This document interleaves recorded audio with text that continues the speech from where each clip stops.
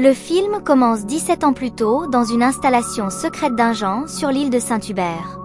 Un scientifique, Guillaume, entre dans une unité de confinement où lui et ses collègues créent des dinosaures mutants. Malheureusement, Guillaume mangeait une barre de Snickers et l'emballage est aspiré dans la porte, provoquant un dysfonctionnement du confinement. Cela libère le Distorturex, et Guillaume ne peut pas s'échapper avant que le D-Rex ne le dévore. 5 ans après le retour des dinosaures sur le continent, les créatures commencent à disparaître en raison du climat actuel de la Terre, et le public a largement perdu l'enthousiasme initial. Les dinosaures survivants vivent dans des régions tropicales autour de l'équateur, où les humains ne sont pas autorisés à se rendre.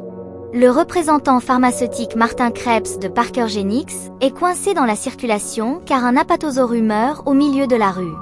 Krebs rencontre Zora Bennett, une ancienne experte des opérations spéciales militaires. Il avait contacté Zora pour une mission d'extraction, alors il l'emmène dans un musée de dinosaures en train de fermer pour rencontrer le paléontologue Henri Loomy afin de discuter de l'objectif.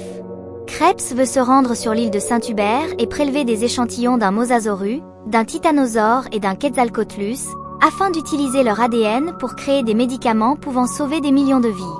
Zora, Henri et Krebs voyagent à Paramaribo pour rencontrer le chef de l'équipe, Duncan Kincaid, qui avait travaillé auparavant avec Zora et perdu un ami commun lors d'une de leurs missions. Le reste de l'équipe comprend un autre ancien collègue, Bobby Atwaté, ainsi que Nina et Leclerc. Duncan oblige Krebs à accepter ses conditions avant de poursuivre la mission. L'équipe discute des enjeux, ainsi que de la morale de la possible mise à mort des dinosaures. Quelque part dans l'océan Atlantique, Ruben Delgado est sur un bateau avec ses filles Teresa et Isabella, ainsi que le petit ami de Teresa, Xavier.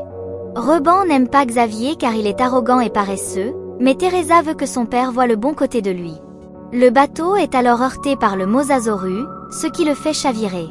Xavier échappe de justesse à être dévoré, et Ruben commence à appeler à l'aide par radio. L'équipe retrouve la famille après que Duncan ait entendu leur appel de détresse et les emmène à bord. Il rencontre un groupe de spinosaures qui tournent autour des eaux, aidant le mosasaurus pour la chasse. Bobby est le premier à être attrapé par les dents d'un spinosaure. Teresa essaie de contacter de l'aide par radio, mais Krebs lutte avec elle pour prendre le radio, et elle tombe par-dessus bord après que Krebs refuse de l'aider. Xavier saute après elle, suivi de Ruben et Isabella. Zora avance pour prélever un échantillon, mais le mosasaurus nage très vite, percute également le bateau et tente de manger Zora. Elle parvient à le tirer avec le projectile contenant le flacon, et une fois que la créature a récupéré son échantillon, elle se détache et atterrit en parachute auprès de l'équipe. Après avoir échappé aux créatures, Duncan échoue le bateau sur les côtes de l'île de Saint-Hubert.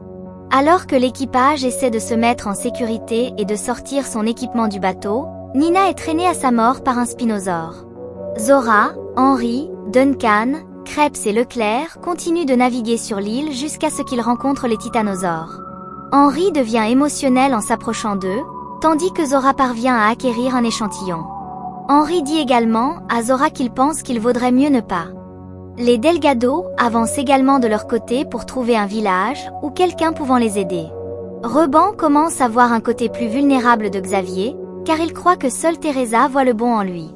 Xavier va aux toilettes et est suivi par 2 raptors, mais un mutadon descend et effraie l'un d'eux avant d'emporter le cadavre de l'autre.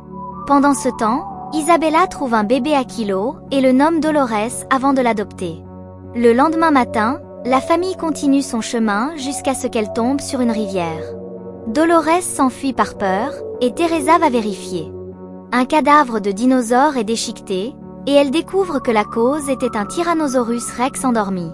Le T-Rex se réveille et commence à poursuivre la famille, mais il trouve un radeau et essaie de s'échapper.